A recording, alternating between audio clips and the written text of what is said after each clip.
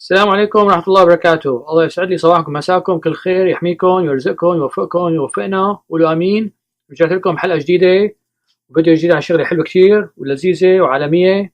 هي عبارة عن بقلاوة بالتفاح. فهي عبارة عن من تفاحات أسنان شقفة صغيرة، شايفين شلون هيك. هلا هدول حطيت لهم عصرة ليمونة مشان ما يسودوا. بدكم دقائق بقلاوة نص كيلو، بدكم عصير 2 كرمنتينا او وحده بردقان او ليمون، بدكم قرفه شويه قرفه، بدكم سكر ابيض وسكر بني. قولوا بسم الله الرحمن الرحيم، صلوا على النبي، اللهم صل على محمد. هلا هاي بنحط لهم مي وسكر وبنغليهم شي 45 دقيقه ساعه، يعني عرفت شلون، لحتى يطروا تماما. بعدين بنقيم 3/4 الكميه من التفاحات بنقيمهم على جنب صاغ سليم، والباقي بناخده وبنطحنه بنساويه معجون التفاح. انت ما عم نغليها حتى تصير مثل المعود سميكه مشان نحطها على وش الصينيه بعد ما تستوي. حطينا 4 كاسات مي مع كاسه سكر بيضاء ونص كاسه سكر بني، وهلا بنحركها. بعدين نحط التفاحات وبنحط لها رشه قرفه، ومثل ما قلت لكم عصير يا 2 كرمنتينا يا وحده بردقان او وحده ليمون، ونحرك حتى يغلي. بنحط بعدين بنصقف فيهم التفاحات شوي شوي. ديروا بالكم على حالكم.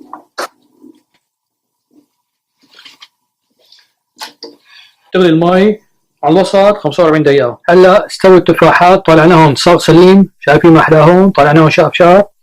المي اللي زادت او القطر اللي زاد عقدناه وحطينا فيه شوي من التفاحات وهرسناه حتى سويناه هيك سميك، شايفين شلون سميك. وهي عندنا زبدة سايخة ما في ملح، وهي عندنا رقائق البقلاوة.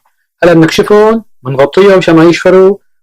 بناخذ ورقتين ندهنها بالزبدة، بعدين نحط لها شوية معجون تبع التفاح، بعدين بنحط عليها على كناراتها هون بنحط التفاحات هدول الصاغ سليم، وبنلفها بنحطها بصينية. هاي الصينية دهناها بزبدة وبنحطها بنسويها بشكل حلزوني، بندهنها بالزبدة.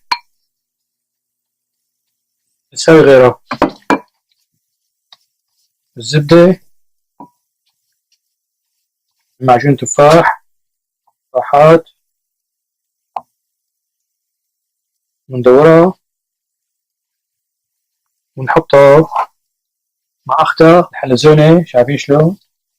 نكمل هيك الحلزونة بندهنها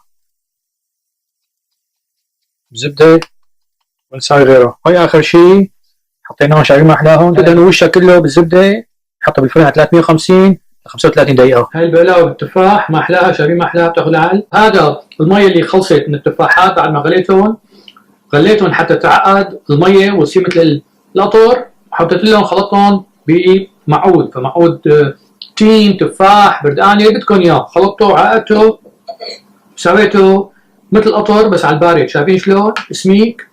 فهلا هذا وهي سخنه بنحط عليها مثل البقلاوه، بنحط عليها القطر تبع المعود. ان شاء الله تجربوها ببيتكم تعجبكم، تدعونا. لا تنسونا من الشير واللايك والسبسكرايب والدعاء.